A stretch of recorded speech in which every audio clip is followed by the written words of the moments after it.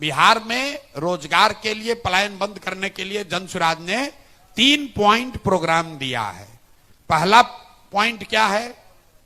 यहां पर समाज में पूंजी की उपलब्धता हो। बिहार से हर साल 2.5 लाख करोड़ रुपया, ध्यान दीजिए, 2.5 लाख करोड़ रुपया आपका और हमारा बैंकों के जरिए दूसरे राज्यों में भेजा जाता है, जिसको reserve bank of India CD ratio कहता है। इसका मतलब है कि जितना पैसा हमने आपने बैंक में रखा, उसके एवज में बैंक ने कितना पैसा वापस ऋण के तौर पर समाज को वापस दिया। घर बनाने के लिए, गाड़ी खरीदने के लिए, पढ़ाई करने के लिए, बिजनेस करने के लिए। तो बिहार में अगर आपने हमने 100 रुपया बैंक में जमा किया तो बैंक वाले सिर्फ 40 रुपया ही कर्ज के तौर पर आपको देते हैं। बाकी का 60 रुपया कहां जाता है? 60 रुपया जो है वो बैंक वाले दूसरे राज्य में भेजते हैं, जहां उद्योग चल रहा है, जहां रोजगार आ रहा है। पिछले वित्तीय वर्ष में बिहार की गरीब जनता ने, आपने हमने बैंकों में जमा किया 4,21,000 करोड़ रुपया। ध्यान से सुनिए, 4,21,000 करोड़ रुपया आपने हमने जमा किया बैंक में, और बैंक ने टोटल ऋण के तौर पर बिहार के लोगों को दिया 1,61,000 करोड़ रुपया। बाकी का पैसा कहां गया? बाकी का पैसा चला गया गुजरात, कर्नाटक, तमिलनाडु, आंध्र प्रदेश, केरल। वहां पर सीडी रेशियो कितना है? वहां सीडी रेशियो है 90, 92, 95, 100। मतलब अगर आंध्र प्रदेश में लोगों ने बैंकों में 100 रुपया जमा किया तो बैंक ने 105 रुपया वहां ऋण के तौर पर दिया। बिहार में आपने 100 रुपया जमा किया, आपको 40 मिला। इसका नतीजा क्या होता है? 1990 में जब लालू जी मुख्यमंत्री बने, तब से लेकर पिछले वित्तीय वर्ष तक बिहार से करीब करीब 26.5 लाख करोड़ रुपया, 26.5 लाख करोड़ रुपया बैंकों ने यहां से ट्रांसफर किया है दूसरे राज्य में। न इसकी समाज में चर्चा है, न सरकार में चर्चा है, न ये पत्रकार लोग बोल रहे हैं। कोई नहीं पूछ रहा है कि 26.5 लाख करोड़ रुपया यहां से जो बाहर चला गया, उसकी वजह से यहां उस एक कारण है यहां की गरीबी का। आप उसको अपने जीवन में समझिए।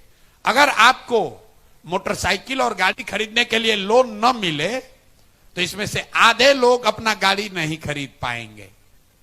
अगर आपको लोन न मिले तो ये बिल्डिंग, होटल नहीं बना सकते हैं। बहुत बड़ा स्रोत है समाज में तरक्की का, और ये बैंकों की मनमर्जी नहीं है, उन पर लीगल बाइंडिंग है।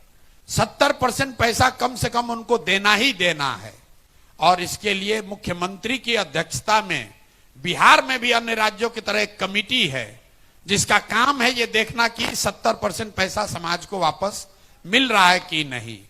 लेकिन जैसे बिहार में टीचर, दरोगा, सीओ, बीडीओ मुख्यमंत्री का बात नहीं मान रहा है, वैसे बैंकर भी नहीं मान रहे हैं, और समाज और सरकार में इसको लेकर कोई जागरूकता नहीं है।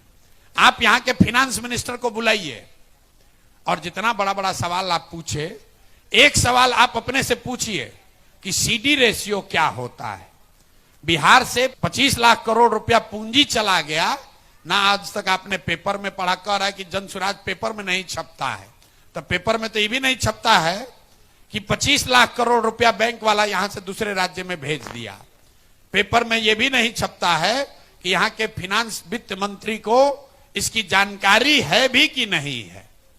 तो पहला काम जनसुराज ये कह रहा है कि पूंजी की उपलब्धता सुनिश्चित की जाएगी, और 6 महीने के अंदर यहां के सीडी रेशियो को 70 किया जाएगा, ताकि हर साल 2-2.5 लाख करोड़ रुपया समाज को अपने अपने स्वरोजगार के लिए, बिजनेस के लिए, व्यापार के लिए, पढ़ाई के लिए उपलब्ध होगा। दूसरी बात हम लोग ये कह रहे हैं कि मनरेगा को सीधे कृषि से जोड़ देंगे। ये क्यों कह रहे हैं? बिहार में 55 लाख हेक्टेयर जमीन है जहां खेती हो सकती है। उसमें से सिर्फ 2 लाख हेक्टेयर जमीन ऐसा है जहां नगदी फसल की खेती होती है। बाकी जगह, बाकी खेत में धान, गेहूं, ज्वार, बाजरा, मकई वही हो रहा है। आइडियली अर्थशास्त्री बताते हैं कि कम से कम 1/3 जमीन में नगदी फसल होनी चाहिए। मतलब सब्जी की खेती होनी चाहिए, मसाले की खेती होनी चाहिए, जिससे कि लैंड की प्रोडक्टिविटी बढ़े, एग्रीकल्चर जो है वो कमाने का जरिया बने। ये बिहार में हम लोग उसके लिए क्या कह रहे हैं कि जो भी किसान धान गेहूं की खेती छोड़कर नगदी फसल की खेती करेगा, उसको मनरेगा के तहत मजदूर मुफ्त में दिए जाएंगे। उसका फायदा क्या होगा कि जितने कृषि से जुड़े हुए मजदूर हैं जो पंजाब और हरियाणा जा रहे हैं, उनको यहीं पर वो लेबर कंज्यूम हो जाएंगे। दूसरा इसका फायदा यह है कि पहले स्कीम के तरह इसमें बजट से 1 रुपया भी खर्च नहीं है। जैसे सीडी रेशियो सुधारने के लिए बिहार सरकार को 1 रुपया भी खर्च नहीं करना है, एडमिनिस्ट्रेटिव मेजर है। उसी तरह मनरेगा को कृषि से जोड़िएगा तो 1 रुपया भी अलग से खर्च नहीं होगा। जो पैसा हम लोग दिल्ली में सरेंडर कर रहे हैं, उसी पैसे का इस्तेमाल करके लाखों मजदूरों को, यहां के किसानों को उपलब्ध कराया जाएगा, ताकि लोग अपनी खेती को बेहतर बनाएं। उससे जो मजदूर बाहर जा रहा है उसको यही मजदूरी मिलने लगेगी। दूसरा फायदा यह होगा कि जो मनरेगा में चोरी हो रहा है वो अपने आप बंद हो जाएगा। और तीसरा फायदा यह है कि जो पैसा हम लोग दिल्ली में सरेंडर कर रहे हैं, पिछले साल मनरेगा में बिहार सरकार का यूटिलाइजेशन है 39%। मतलब अगर 100 रुपया दिल्ली की सरकार बिहार को दे रही थी तो हम लोग 40 रुपया लेकर आए, 60 रुपया वहीं छोड़ दिए। तो जन सुराज का दूसरा फॉर्मूला है कि मनरेगा को कृषि से जोड़े और अगले 5 वर्ष में कम से कम 15 लाख हेक्टेयर में बिहार में नगदी फसल की खेती हो। लहसुन हो, प्याज हो, आलू हो, टमाटर हो, फल हो, सब्जी हो, मखाना हो, धान गेहूं की खेती को कम किया जाए और खेती को खाने वाली खेती से कमाने वाली खेती बनाई जाए। बिहार में आप गांव देहात में सुनते होंगे, लोग कहता है कि रोपनी करने आए हैं, कमाने के लिए लुधियाना जाएंगे। कहता है भैया कटाई लगा है, गांव में कटाई के लिए आए हैं, कमाने के लिए गुजरात जाएंगे। खेती यहां समाज की नजर में भी खाने का जरिया है, कमाने का जरिया नहीं है। तो पहली चीज हमने आपको बताई कि घर घर में रोजी रोजगार हो, उसके लिए पूंजी को उपलब्ध कराया जाएगा। दूसरा, खेती को लाभदायक बनाने के लिए खेती को खाने वाली खेती से कमाने वाली खेती बनाई जाएगी। और तीसरा और एक बड़ी चीज जो हम लोग करने की घोषणा कर रहे हैं, बहुत बड़े पैमाने पर इंटरेस्ट सबवेंशन स्कीम लेकर आना चाहते हैं। इसका मतलब क्या है? बिहार में समाज की बनावट ऐसी है कि लोग यहां पर कर्ज लेकर काम नहीं करना चाहते हैं। यहां पर कर्ज बिहार में अगर आप आंकड़े देखिएगा तो 3 ही चीज के लिए लोग कर्ज लेते हैं। बेटी के शादी के लिए, अपना घर बनाने के लिए और अपने लड़कों को पढ़ाने के लिए। लड़कियों को पढ़ाने के लिए नहीं, लड़कों को पढ़ाना होगा तो बैंक से कर्ज लेगा, घर बनाना होगा तो कर्ज ले लेगा, और बेटी का शादी होगा तो कर्ज लेने को लोग तैयार हैं। ये सामाजिक बनावट है। गुजरात में लोग कर्ज लेकर छोटा मोटा रोजी रोजगार कर रहे हैं। तो ये एक दिन में नहीं सुधरेगा, लेकिन ये प्रवृत्ति जो है ये क्यों है समाज में, इसका अध्ययन कराया गया तो हम लोगों ने पाया कि बिहार में लोग मूलधन से ज्यादा ब्याज से डरते हैं। धंधा पानी नहीं करता है, सोचता है कि पैसा लेंगे कर्ज, ब्याज बहुत बढ़ जाएगा, उसमें बर्बाद हो जाएंगे। तो उसको खत्म करने के लिए जन सुराज ये कह रहा है कि अगर हम लोग की व्यवस्था बनी तो हर वो व्यक्ति जो रोजी रोजगार के लिए छोटा मोटा रोजी रोजगार व्यापार करना चाहता है, उसको 10% ब्याज नहीं लगेगा, उसको 4% ब्याज पर ही लोन मिलेगा। इसका फायदा क्या होगा? इसका फायदा यह होगा कि बिहार सरकार की बजट से, बिहार सरकार का बजट है 3,16,000 करोड़।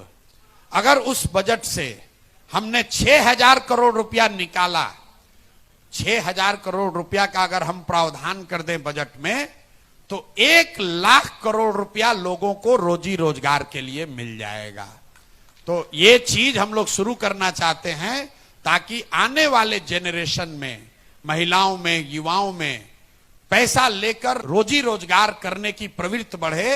हर आदमी टीटी बनने के लिए, क्लर्क बनने के लिए, नौकरी पाने के लिए अपना जीवन बर्बाद न करे। तो ये 3 चीज अगर हम लोग करेंगे, और हमारे साथ जितने अर्थशास्त्री दुनिया में बहुत बड़े बड़े लोग जो मेरे साथ काम कर रहे हैं, कंप्यूटर में इसको अंग्रेजी में कहते हैं, अगर सिमुलेट करके देखिएगा कि अगर ये 3 चीज कीजिएगा तो क्या होगा 3 बरस में, 4 बरस में।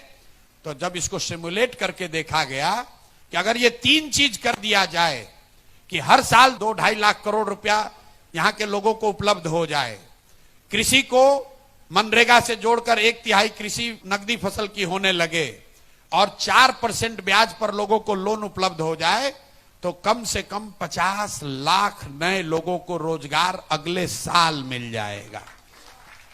इसीलिए जनसुराज कह रहा है कि अगर हम लोग की व्यवस्था बनी तो साल भर के अंदर पलायन को रिवर्स कर देंगे, लोग बाहर से आकर यहां नौकरी रोजगार करेंगे।